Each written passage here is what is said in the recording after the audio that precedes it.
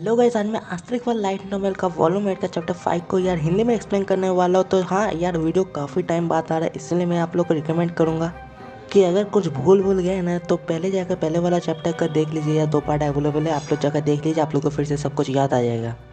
और अगर सब कुछ याद है तो चलिए कंटिन्यू करते हैं। चैप्टर के स्टार्टिंग में हमें दिखाया जाता है कि टीम इनफील्ड अपना सभी मैच क्वालिफाई करके मेन टूर्नामेंट में घुस चुके हैं। तभी यूलिस बोलती है हाँ, कम से कम हम लोग मेन टूर्नामेंट में तो घुस चुके हैं। तभी ग्लोरिया भी रिलीफ फील करती है क्योंकि उन सभी को किसी को भी कोई नुकसान नहीं पहुंचा अभी तक। और तभी आयटो सोचता है लेकिन गैलेक्सी की तरफ से अभी तक कोई भी एक्शन नहीं आया, क्या वो लोग सच में कोई एक्शन करना चाहते हैं या फिर क्या ग्लोरिया ने जो उस इंटरव्यू में कहा क्या वो सच में इफेक्टिव था। तभी किरण बोलते हैं कि हम लोग को इतना खुश नहीं होना चाहिए क्योंकि जो लोग मेन इवेंट में घुसना चाहिए उन लोग ही मेन इवेंट में घुस रहे हैं। मतलब यार वो बाकी टीमों के बारे में बात कर रही होती है, जहाँ पर ऑब्वियसली सभी टीम अभी तक नहीं क्वालिफाई किए, सभी लोगों का मैच अभी तक कंप्लीट नहीं हुआ, लेकिन जितना हो सके उतना हो चुका है। और जैसे कि जा रहा है कि जितना पावरफुल टीम से सब क्वालिफाई कर रहे हैं, जैसे कि टीम येलो का टीम हो जाए या फिर एनएस का टीम हो जाए। लेकिन तभी किरण बोलती है कि इसमें टीम नेलीकोट जो है वो अपनी सभी मैच को आराम से जीते और उन लोगों में से एक ने भी अपनी असली ताकत नहीं दिखाया। तो फिर उन लोगों का असली डेटा हमें अभी तक नहीं मिला कि उन लोगों का पावर क्या है। तभी ग्लोरिया बोलते लेकिन उस बारे में हमें सोचने की ज़्यादा ज़रूरत नहीं, क्योंकि हम लोगों के साथ जिसका नेक्स्ट मैच होने वाला है वो बहुत ही जल्दी कंफर्म हो जाएगा और उन लोगों के ऊपर ही हम लोग को मेहनत करना है। हम लोग बाकी में बेकार में दूसरे लोगों के ऊपर क्यों मेहनत करें और रिसर्च करें। वैसे भी फिनिक्स टूर्नामेंट की तरह इस टूर्नामेंट में भी 8 डे में ऑफ है, मतलब 8वें दिन पूरा छुट्टी है, सभी कॉन्सेंट्रेट को पार्टिसिपेट नहीं करना पड़ेगा किसी भी मैच में। लेकिन ग्लोरिया को काम है, ग्लोरिया को जाना पड़ेगा, एग्जीक्यूटिव को शायद कुछ काम होता है उस दिन। तभी साया बोलती है कि आयटो क्या तुम मेरे साथ शॉपिंग में थोड़ा जाओगे। तभी आयटो बोलता हाँ क्यों नहीं, क्योंकि ऑब्वियसली साया काफ़ी ज़्यादा रास्ता भूल जाती है, इसी वजह से वो आयटो को अपने साथ लेने जाना चाहती है। तभी हमें आयटो बोलता है कि वैसे तुम्हें खरीदना क्या है। तभी साया बोलती है कि मेरा वो पार्ट कुछ ज़रूरत है, मतलब वही लक्स का कुछ पार्ट चाहिए उसे और भी। तो साया आयटो को पुश करके ले जाने लगती है क्योंकि वो रीडेवलपमेंट एरिया में होता है जहाँ जिस शॉपिंग में वो जाने वाला है, और उस जगह पे अंधेरे में जाना सही बात नहीं, इसी वजह से आयटो जल्दी जाना चाहते हैं। और ये देख के यूलिस और किरण कुछ बोलना तो चाहते थे लेकिन कुछ बोलते नहीं, और क्लोरिया बोलते ठीक है तुम लोग जाओ, फिर मैं भी जा रहा हूँ। फिर आयटो और साया जाके वो पार्ट्स खरीद लेते और उस पार्ट को देख कर आयटो को समझ नहीं आता कि असल में ये किस काम में आने वाला है। लेकिन साया काफ़ी ज़्यादा खुश होती है उस पार्ट खरीद कर, बोलती है कि इससे मेरा काम हो जाएगा। तभी आयटो बोलते हैं क्या तुम यहाँ पर पहले भी आ चुके हो। तभी साया बोलती है कि हाँ शायद पिछले साल एक बार आ चुका हूँ। तभी आयटो बोलते क्या तुम तो ऐसे डायरेक्शन भूल जाते हो हमेशा, हालांकि उसके पास मैप होता है सब कुछ होता है लेकिन फिर भी वो डायरेक्शन भूल जाती है, उसका एक बीमारी टाइप का है।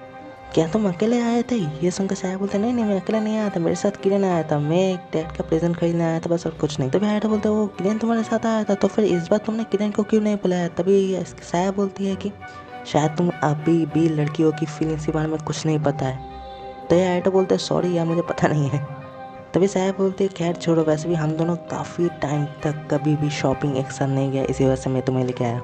तभी आयटो बोलता है कि हाँ ऐसा तो सच बात है, क्योंकि बचपन में वो दोनों एक साथ ही सब काम किया करते थे, एक साथ ही खेलते थे, एक साथ ही शॉपिंग में जाते, क्योंकि हमेशा शायद गुम हो जाती है और उसके मॉम डैड आयटो को बोलते हैं कि साया को ढूंढ के लेके आओ।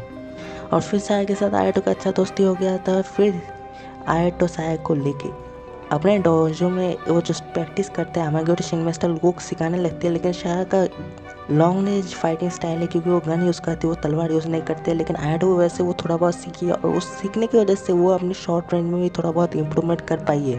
और उसके बाद साया और आयटो के बीच में काफ़ी फाइट होता है उसी डोजो में, और आयटो ऑब्वियसली ज़्यादातर मैच जीतता है लेकिन सभी नहीं। और तभी उसी टाइम आयटो और साया वो कूपन वाले सिस्टम, विश कूपन वाले सिस्टम को इन्वेंट करते हैं और यूज़ करते हैं। तभी आयटो साया का बोलता है प्रेजेंट टाइम में कि तुम डोजो को हमेशा के लिए ऑफिशियली ज्वाइन कर सकते थे, शायद तुम मुझसे भी आगे निकल जाते। हालांकि मैं आप लोगों को बताना भूल गया यार, आयटो और साया दोनों ही डिस्कस पहने हुए हैं। हालांकि वहाँ पर काफ़ी कम लोग हैं और फेस्टा भी अभी नहीं चल रहा है, मतलब अभी छुट्टी है, इसी वजह से डिस्कस पहनने की कुछ खास ज़रूरत नहीं थी, लेकिन फिर आयटो और साया डिस्कस पहने हुए हैं। और तभी आयटो बोलता है कि साया को अगर तुम अभी भी वहाँ पर काम करते हो, मतलब ऑफिशियल डोजो ज्वाइन कर लेते थे, तो अब तक शायद तुम वो हिडन टेक्निक। और तभी आयटो पहुंच गया था, आयटो एक प्रेजेंस को सेंस कर लेता है। और तभी साया बोलते क्या हुआ। तभी आयटो बोलते कुछ नहीं, अब हमें जाना चाहिए। तभी वो दोनों जाने लगते हैं, फिर साया और आयटो दोनों फिर से उस प्रेजेंस को फील कर पाते हैं। तभी आयटो सोचता है क्या ये गैलेक्सी है, तभी साया बोलते हैं हाँ ये हो सकता है, लेकिन ऐसा नहीं लगता कि वो हमें हार्म पहुंचाना चाहता, मतलब एक गैलेक्सी टाइप का फील नहीं है। तभी आयटो बोलते हैं कि वैसा टाइप का फील है जो वो और सिल्विया जब जा रहे थे तब उन लोगों के ऊपर कोई नज़र रख रहा था, तब तो सिल्विया और वो अलग अलग भागे, लेकिन इस बार वो कोई ऑप्शन नहीं है। इस बार अगर वैसा कुछ हुआ तो फिर ये मैटर को और भी ज़्यादा बुरा कर देगा। तभी साया बोलती है हम लोग कब तक ऐसे भागेंगे, क्यों ना हम लोग उनकी आइडेंटिटी को डिस्कवर कर दे। तभी आयटो बोलते क्या नहीं अभी नहीं, ऐसा नहीं है कि वो उसकी आइडेंटिटी को डिस्कवर नहीं करना चाहे जो उनका पीछा कर रहे हैं, ऐसा नहीं है, लेकिन ये रिस्की हो सकता है। तभी साया पीछे घूम जाती है और बोलती है तुम जो वहाँ पर छुपे हो बाहर आ जाओ। और तभी वो लोग बात करने लगते हैं कि उन लोगों ने हमें देख लिया, भागो भागो, और वो लोग भागने लगते हैं। और तभी साया बोलते हैं हम लोग उनके पीछे जाने वाले हैं आयटो, और साया भी भागने लगते हैं। आयटो बोलते नहीं रुको, ये ट्रैप हो सकता है, अगर नहीं भी होता तब भी अगर हम लोग कुछ भी करते हैं अलग से अलग तो हमें फेस टाइम में प्रॉब्लम हो सकता है। और आयटो ने ऑलरेडी एक मैच में, मतलब कुछ ही घंटे पहले एक मैच में अपना सील को ब्रेक कर चुका है, तो फिर से अपनी लिमिट को पुश नहीं कर पाएगा। लेकिन वो साया को अकेला छोड़ भी नहीं सकता, इसी वजह से वो साया पीछा करने लगते हैं उनका। हालांकि वो लोग काफ़ी आगे निकल जाते हैं। तभी साया बोलती है कि वो काफ़ी स्पीड में भाग रहे हैं आयटो, अगर नॉर्मल रेस होता तो साया हम लोग को कैच कर पाते, लेकिन ये रास्ता काफ़ी उबड़ खिबड़ है, कभी टर्न है, जैसा कि सीजन 1 में आप लोग को देखा होगा प्रिसिला की टाइम। तो फिर वो लोग भागते भागते रीडेवलपमेंट एरिया में पहुंच ही जाते हैं। और तभी फाइनली साया और आयटो उन लोगों को कैचअप कर लेते हैं, जहाँ पर वो पाँचों भी थक चुके होते हैं और वो पाँचों टीम उसका ही होता है। ऑब्वियसली वो लोग एक ग्लास पहने हुए होते हैं, सनग्लास काफ़ी बड़ा होता है, इसी वजह से उन पाँचों का चेहरा नहीं दिखाया जाता। तभी आयटो बोलता है हालांकि तुम लोग कौन हो, और तभी वो पाँचों फिर से डिस्कशन करने लगते हैं आपस में और बोलते हैं आप क्या करें, उन लोगों को क्या बताएं। बोले अब ऐसे सिचुएशन में यार अगर हम लोगों का कैप्टन को ये सब पता चल गया तो फिर प्रॉब्लम हो जाएगा, मतलब वही मैनेजर को। तभी उसमें से एक लड़की अपने ग्लास हटाती है और बोलती है कि, और उसकी कुछ बोलने से पहले आयटो समझ जाता है कि ये तो टीम रूस का है, और साया भी इतना समझ जाती है कि वो टीम रूस का, और वो डिसअपॉइंट फील करती है। और वो लोग जैसे डिस्कस पहने हुए थे उन लोगों का आइडेंटिटी कुछ खास छुपा हुआ नहीं था।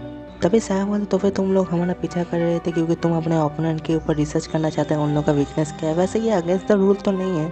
तभी आयटो सोचता है कि हाँ लेकिन ऐसे काम तो नॉर्मली स्कूल के साइड के मेंबर्स करते हैं, क्योंकि पार्टिसिपेंट्स अगर ऐसा काम करे और पकड़े जाए ऐसा कुछ हो जाए तो पार्टिसिपेंट्स का मैच में कुछ दिक्कत आ सकता है। ये सुन के म्यूलिस बोलते हम लोग तुम लोग का छुप छुप का पीछा नहीं कर रहे थे बेवकूफ़। तभी साया बोलते तुम लोग हमारा पीछा नहीं कर रहे तो फिर क्या कर रहे थे। तभी मोनिका बोलती कि म्यूलिस बेवकूफ़ ये तुम क्या कर रहे हो, तुम्हें उन लोगों की बातों को एग्री करके ये बात ये पे ख़त्म कर देना चाहिए। तभी म्यूलिस बोलते अच्छा बात यहाँ पर आ तक गया है तो फिर और क्या ही कर सकते, तभी हम लोग भी ओपन आउट हो जाए।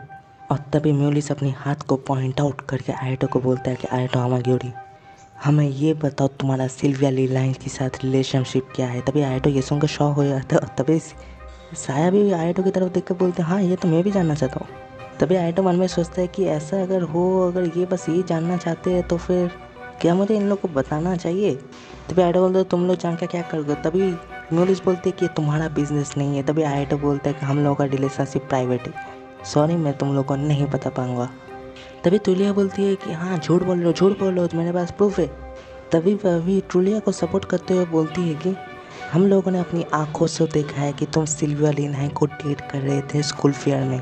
और ये सुन के साया भी काफ़ी गुस्सा हो जाती है, आयटो की तरफ देखने लगती है। तभी बबी बोलना कंटिन्यू करती है और बोलती है कि तुम बस लड़कियों के साथ छेड़खानी करते हो, उन लोगों के साथ घूमते हो, तुम तो सभी लड़कियों के लिए खतरा हो। तभी म्यूलिया बोलती है कि आई एम सॉरी आयटो, ये लोग ऐसे बात कर रहे हैं हमें माफ़ कर देना। वैसे हम लोगों ने देखा अपनी आंखों से कि तुम और सिल्विया लीलाइन ऐसे घूम रहे हैं, तो क्या तुम सच में हम लोग को बताना चाहोगे अपनी वो प्राइवेट मैटर कि तुम्हारा और सिल्विया लीलाइन का रिलेशनशिप क्या है असल में।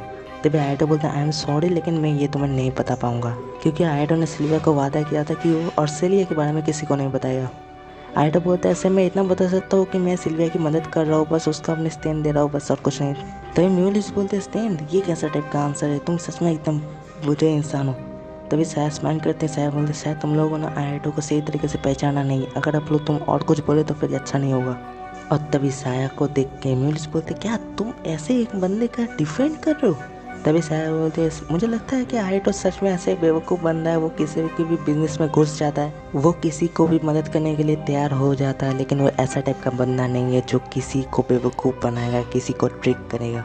तभी म्यूलिस ये सब सुनकर बोलता है मुझे लगा था बस तुम्हारा हाइट ही बच्चा है, तुम्हारा सोच ही बच्चा इतना ही है। और ये सुनकर साया और म्यूलिस दोनों ही काफ़ी ज़्यादा गुस्सा हो जाते हैं, आपस में देखने लगते हैं। और तभी अचानक से मिडिल में एक तलवार आकर गिरता है और दोनों ही हट जाते हैं, दोनों की टीम भी हट जाते हैं। और आयटो भी ये देखकर शॉक हो जाता है, पूरा धुआं हो जाता है। धुआं के अंदर से एक लड़की बाहर आती है, वो बोलती है म्यूडिया क्या यही सही रास्ता है ना। तभी और एक लड़की आती है, बोलता हाँ पता तो था। तभी और एक लड़की बोलती है कि अगर तुमने ये डिटॉन नहीं लिया होता ना तो फिर ये सब नहीं होता। और तभी एक लड़की आगे बोलते हैं हाँ प्रेसिडेंट हूँ, मेरा हक बनता है अपनी आंखों से देखने का।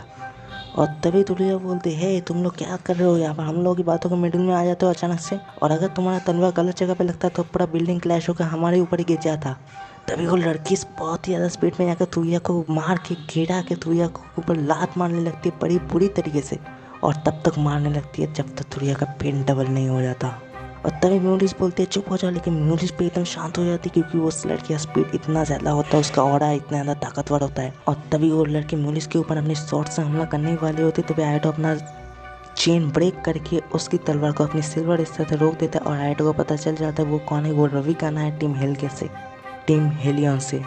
ये वाला टीम ली उल्फी का एक टीम है जिसको ली उल्फी ने चुना है अपने मिलिट्री टीम में से। और इन सभी का रियल कॉम्बैट में एक्सपीरियंस है। सभी का क्रेज देख कर पता चल जाता है कि वो ली उल्फी का स्टूडेंट है, लेकिन उन लोगों का यूनिफॉर्म अलग होता है। HRMS का यूनिफॉर्म होता है जिन लोगों से वो असल में बिलोंग करते हैं। तभी आयटो बोलता है कि क्या तुम्हें सच में ये पता नहीं है कि स्कूल के बाहर फेस्टा में किसी भी पार्टिसिपेंट ऐसे फाइट नहीं कर पाएंगे, सिर्फ ट्रेनिंग रूम में आप प्रैक्टिस कर सकते हैं, क्या इस रूल के बारे में तो पता नहीं था।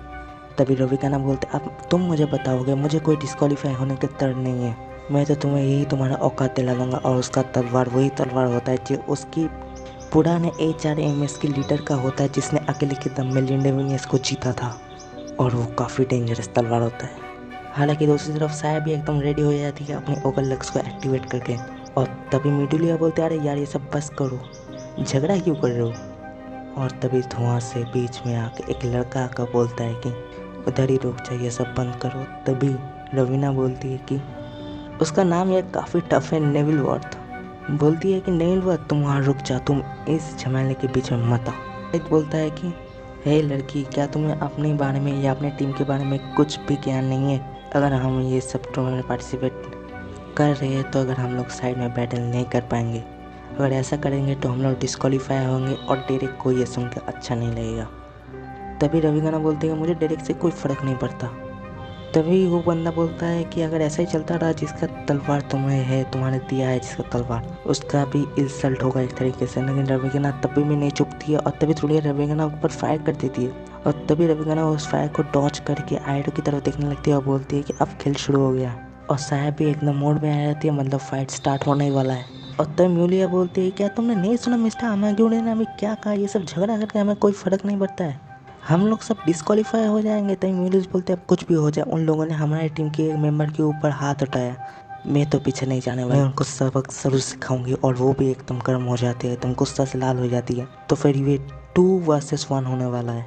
और तभी रविकाना म्यूलिस की हमला को टॉर्च करके आयटो के सामने का बोले तुम भागने तो नहीं वाले हो आयटो, क्योंकि मुझे लगता है यहाँ पर तुम ही सबसे ज़्यादा ताकतवर हो, तो फिर खेल शुरू करें। तभी उन लोगों की टीम की मेंबर जो हेड होता है, लीडर, वो अचानक से अपना प्राणा यूज़ करता है, वो असल में डांटे होता है जो कि ऑरा एकदम बढ़ जाता है। तभी ये सब देख के उनका टीम लीडर नेविल वर्थ बोलता है कि मुझे अभी डिस्क्वालीफाई होने का ना कोई शौक नहीं है। और तभी वो अपनी डांटे का पावर यूज़ करता है, जो कि आयटो देख कर शौक हो जाती है क्योंकि उसने इसका सभी मैच पहले का देख चुका है, लेकिन एक ने भी उसने अपनी डांटे की पावर यूज़ नहीं किया, मतलब एक ने भी उसने अपनी असली ताकत का एक नमूना तक नहीं दिखाया। तो तभी उसने अपनी ताकत को यूज़ करता है और एक हाथ से अचानक से एक बहुत ही बड़ा शिप टाइप का चीज़ उठा के इन सभी के ऊपर फेंक देता है। और इधर ही यार ये वाला पार्ट खत्म हो जाता है। अब यार और भी ज़्यादा कैरेक्टर इंट्रोड्यूस हो रहा है शायद, तो नेक्स्ट पार्ट यार मेरे ख्याल से सिर्फ नेक्स्ट पार्ट आने के बाद आएगा। तो हाँ फिर मिलता है किसी वीडियो में। तिल बाय, सी या।